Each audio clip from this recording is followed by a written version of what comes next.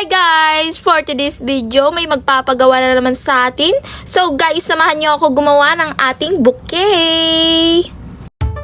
So for today's videos guys, kakagising ko talaga nung time na yan. Ginising pa talaga ako ng aking father para lang gumawa ng bulaklak. So ayun guys, dali-dali akong tumayo. Syempre, pera na yon guys. Syempre, dahil bagong gising tayo, syempre maghihilamos muna tayo at magmumumog para naman kapag binigay natin yung bulaklak, maganda na yung bulaklak, maganda pa yung magbibigay. Ay, charis. Syempre guys, kailangan, pag nagbibigay tayo ng bulaklak, kailangan maganda rin dapat yung ating itsura. Dapat ganun. So for today's video, pagkatapos pala natin maghilamos, so ayan guys, naglagay na tayo ng mga kurikong sa mukha. Ay, joke lang. Alagang pants lang talaga yan. So, ayan guys, naglalagay na tayo ng cream na pants para naman hindi na tayo mukhang bagong gising. So, ayan na guys yung pagmumukha ko. So, yan na guys, magsisimula na tayong gumawa. And then, ang gusto pala ng ating client is kulay violet. So, ayan guys, sisimulan na natin.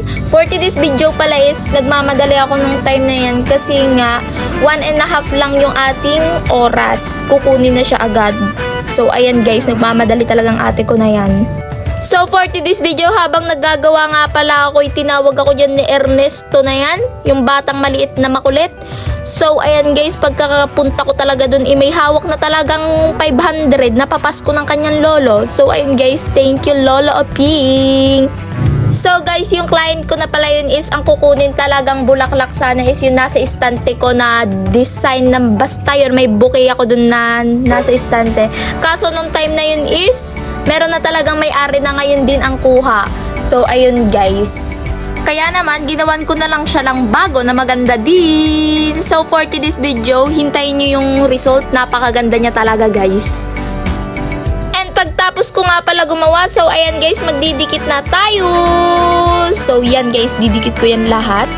So ayan guys, samahan nyo ako magdikit.